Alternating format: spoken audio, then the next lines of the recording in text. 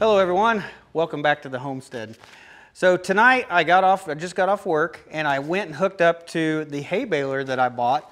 So I'm going to go through that, start going through that, see if I can find anything that's broken, anything that needs to be fixed. So this is actually the first piece of hay equipment that I ever bought. And I bought this one off of an individual that I knew. It's from a guy who retired from where I work. And he raises animals and bales hay, and he wanted to get out of square bales, only do round bales. So I bought this off of him for $400, and hopefully everything on it works okay. I'm hoping, since I know the guy, that he was a straight shooter and he told me everything that he knew was honest. And he said that, right before I bought it, before the summer, he had it gone through at the dealership. They kind of went over the whole thing and adjusted everything, and he just got done baling like 400 bales that summer without any issues whatsoever with the machine. So I am hoping, fingers crossed, that I'm not going to find too much wrong with this. But what we're going to do is we're going to go through this today and at least come up with a list. I'm sure there's several things that probably aren't 100% right, and we're going to go through it, see if there's anything that we can fix, or at least come up with a list of parts that we might need to order. So this piece of equipment was the only one that I actually got a manual with. All the other equipment I had to get online and order a manual. So he gave me the manual that he had. So this is a New Holland Super 78, or a Super Hayliner 78 hay baler. I'm not really sure how old this is. I'm going to guess it's from the 70s or so, and it may be older than that. So this manual kind of goes in depth on the whole lubrication and the adjustments and everything on the machine. It really kind of goes into detail on like the knotters and how it ties twine and wraps the bales with twine. The funny thing was, this is not a twine baler. This is actually a wire baler. And so there's nothing in this manual that kind of went through how the wire tie system worked. So I got online and I ended up buying a supplement manual, kind of an extra manual. And this is a Twister. The Twister supplement is what I call it. So it's apparently, if you have a wire tie baler, it's, instead of a knotter, it's called a twister, because it just twists the wire instead of tying it in a knot. So I had to buy this extra manual just to have a complete set of all the stuff that goes into this piece of equipment. So anyway, first time I'm messing with this piece of equipment, so it's all brand new to me. So let's go ahead, I'll start greasing it up and we'll start going through every piece, see if we find anything wrong. So this section of the machine, I believe this is called it's like the hay pickup, and it picks the hay up off the ground and puts it back in here to the plunger where it can be pushed into the bales of hay. And basically these have little teeth like a hay rake, and some of these teeth are missing. So there's a tooth broken off here, and there's a tooth broken off here. So there's probably several of these teeth that I will have to order so that I can get those replaced. Now, one other thing that I did notice is that this arm here, I don't even know what you want to call this, but this is bent. And all of these, instead of going straight over the middle of these, some of these are actually where the tooth, see, the tooth is rubbing on that one. And they're not exactly where they need to be. So some of this looks like it needs to be straightened and get it to where it lines up in between the teeth instead of rubbing against the teeth. So the PTO shaft on this hay baler's got, it looks like 3 U-joints. So these front two, they feel like the bearings in them are still good. Now there's another one that's in here, and I think it's still good. Let's go ahead and turn the flywheel.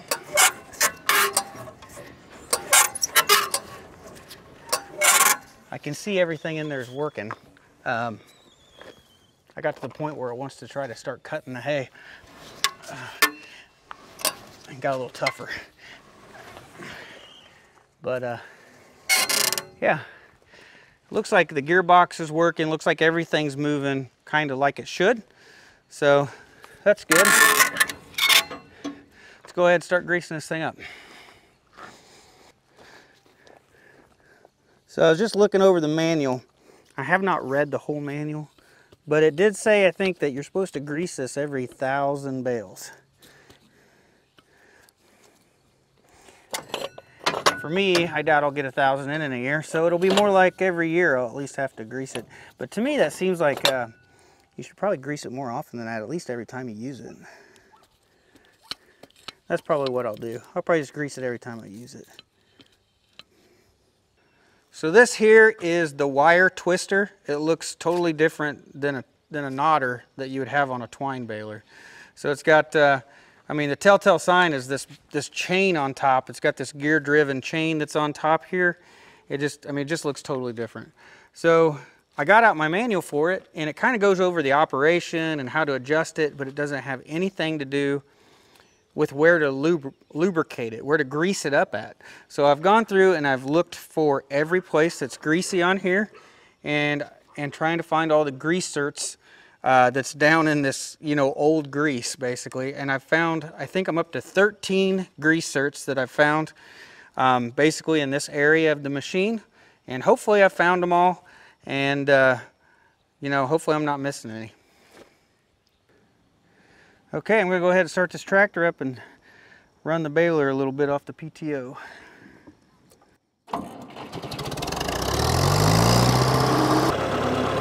Here we go.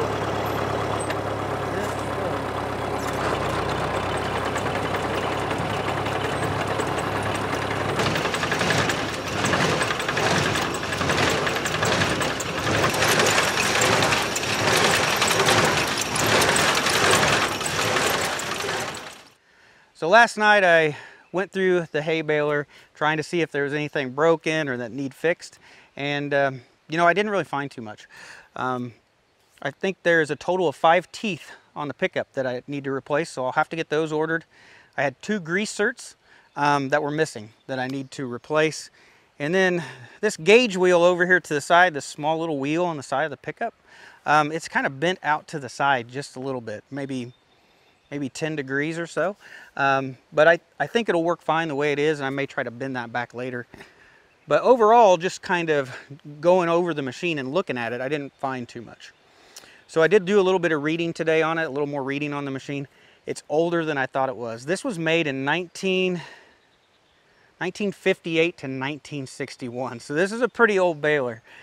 And so what I'm going to do now, I'm going to go ahead and we're going to test this thing. We're going to see, you know, the true test is to see whether it actually will pick up hay, pack it into a bale, and tie it correctly.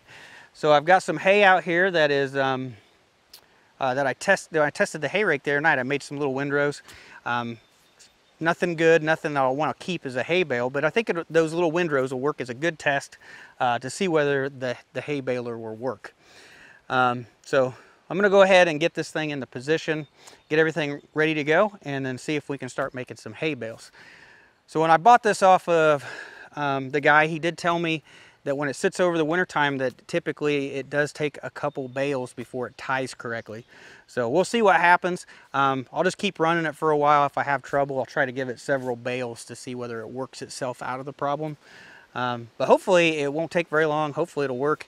If not, it'll be back to the drawing board, get the manual out, and see what we need to do to fix it. So anyway, let's get started and see if we can make some bales.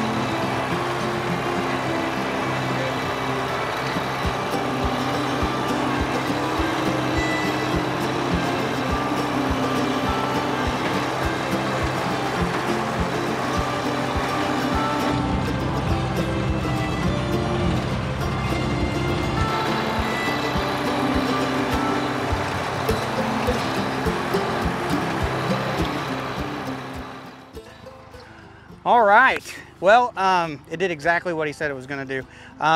So I've had a couple bales spit out. There's one here, I think there's one back here, and then there's another one over there. I had 3 bales that shot out that did not tie, but that one right there that's on the end of the baler now, that is all tied fine. So I'm just gonna go back to those bales, pick up the wire, spread them back out a little bit, and then see if I can pick them back up and put those into bales without missing any of this next few. So very happy that it at least tied a bale. It took to the 4th bale to do it. Hopefully it's consistent after this. Let's just wait and see. I'm not really sure if there would be any wire in here. I don't see any here. I'm not sure where the wire went. Probably don't want to run a wire back through the cutters. So where the wire went, I don't know where it ended up at. I really don't want to put it back through the baler.